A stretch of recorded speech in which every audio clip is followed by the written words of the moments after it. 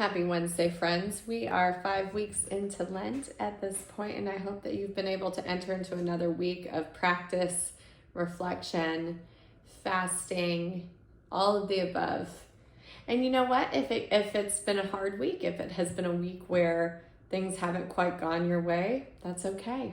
We wake up every day and have the opportunity to be enchanted by what we experience with God. We have the opportunity to reimagine what our day would be in communion with God. And I have been sitting with this passage from Wild Bright Hope. So this is the book that we've been using not only for our noonday Lenten services, but also kind of in reference for everything that we do on Sundays. Now, we haven't preached directly from the book, but we have been reading it and we've been picking up pieces that we think will be helpful for our sermons. But I was reading today from the section on the radical grace of God. And this is written by Toby Lewis Thomas. He's an Anglican priest. And he writes something that's very interesting to me to reflect upon, especially as someone who has been a Christian for years and years and years, and this may resonate with you as well, and allow it to sink into you as we consider what it means to pursue our faith, knowing that we are always moving forward in sanctification as we engage God. But listen to these words today. I became a Christian later in life. Those first few years were probably filled with excitement and a profound sense of wonder. You were journeying into the unknown, and every step could reveal something previously unseen. But what about when we have walked this path for many years? Then the experience can be rather different. The fresh insights that once sparked joy and awe can lose their luster. Prayer, instead of feeling alive and life-giving, can fade into routine. If we are honest, we can all encounter moments when we simply feel stuck in our spiritual practice. All vibrancy gone. These moments of spiritual dryness can make us believe that we are failing, but in fact, they offer us an opportunity to rediscover the riches that once captivated us.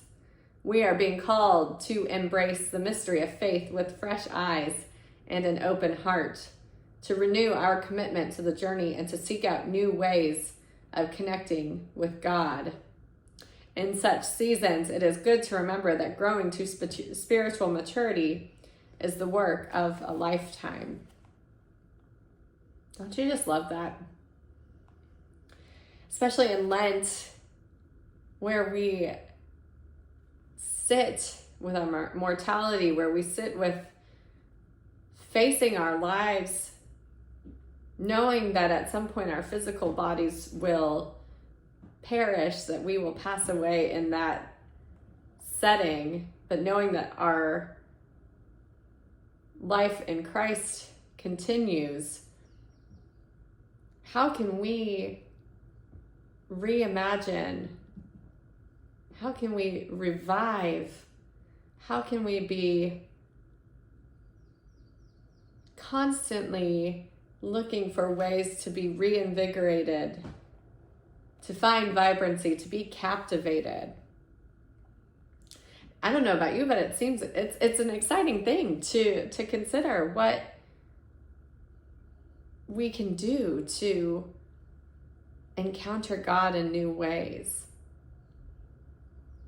But it makes us sit, it makes us pause, and it means that we actually have to put some work into it. And we know that none of this just falls into our laps, even though that God does appear and show up in unexpected ways. It means that we have to be desirous of doing something that re-engages our commitment to God. I wonder what that could be this week. I wonder what we can do this week to embrace the mystery of faith with fresh eyes and an open heart.